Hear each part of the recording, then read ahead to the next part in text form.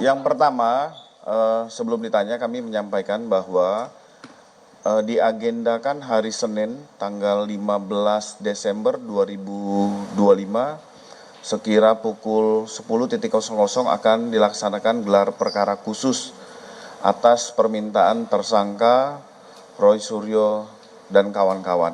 Jadi hari Senin akan dilaksanakan gelar khusus, akan dihadiri pihak internal maupun eksternal. Sebagai contoh dari Itwasum, dari Propam, Divkum, dan eksternal ada Kompolnas, Ombudsman, ini akan kita hadiri. Ya mungkin rekan-rekan ada. Semalam kan Pak Karo sebut kalau misalkan salah satu motifnya itu atau yang melatar belakangi kejadian yang di Matel itu perkara motor. Nah, kira-kira apakah karena TSK ini kesel atau emosi Pak Kabit terhadap para korban yang ingin hendak mengambil motornya?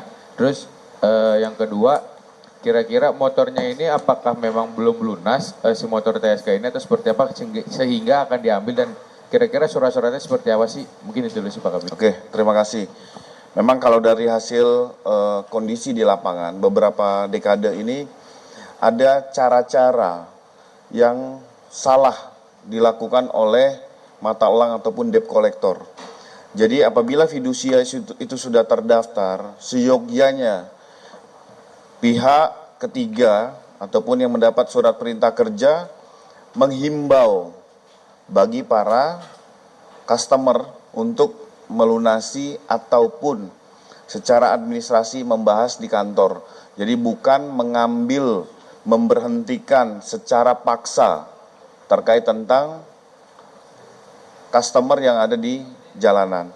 Ini yang menjadi perhatian kita bersama, dan ini dengan adanya peristiwa ini menjadi evaluasi bagi seluruh pembiayaan leasing-leasing untuk bisa mengatur regulasi yang tepat. Mohon maaf, kadang-kadang SPK tersebut belum tentu ada dan itu turun kepada tangan berikutnya, sehingga bukan kepada orang yang memiliki pengetahuan, edukasi ataupun skill tentang hukum, sehingga mencegat, memberhentikan, bahkan merampas. Nah, ini menjadi evaluasi, menjadi PR bagi kita semua, termasuk warga masyarakat. Apabila kendaraan diberhentikan secara paksa, bisa melaporkan kepada 110 layanan kepolisian. Ya. Izin Pak Kabit, saya Abid dari Kumparan.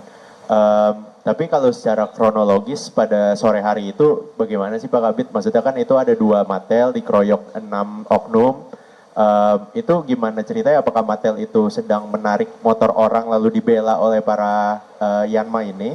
Atau motor salah satu dari 6 orang tersangka ini yang malah sedang nunggak dan akhirnya ditarik oleh Matel itu? Gimana ceritanya tuh Pak Kabit? Secara garis besar, satu unit kendaraan dari tersangka AM ini diberhentikan oleh pihak mata elang, sehingga pada saat terjadi penarikan kunci kontak dicabut, pihak anggota Polri tadi tidak terima atas perbuatan tersebut, sehingga terjadi cekcok dan terjadilah penganiayaan, pengeroyokan yang mengakibatkan korban meninggal dunia.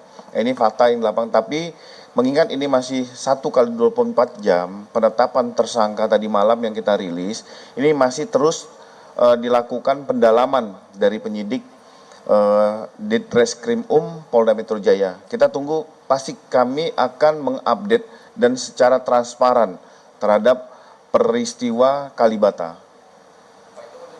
Lain.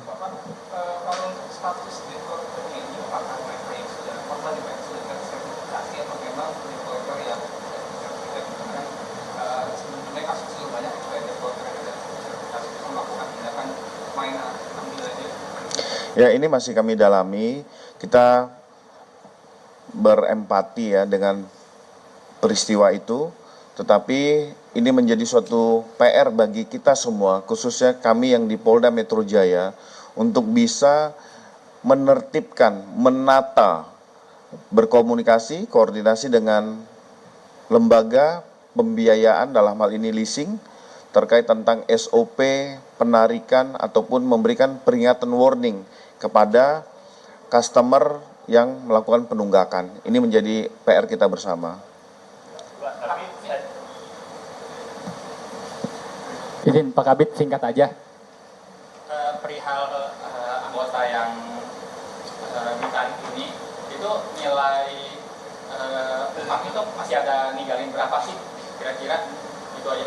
Oke, untuk nominal pasti masih kami lakukan pendalaman ya, karena tadi kami sampaikan, kami ulangi kembali, Polda Metro Jaya bekerja secara cepat, dalam waktu 1 kali 24 jam sudah bisa mengamankan dan menetapkan tersangka. Tetapi ini juga harus dilakukan pendalaman yang sahih terhadap peran masing-masing orang tersebut. Tadi sampaikan kendaraan tersebut pembiayaan atas nama siapa, berapa lama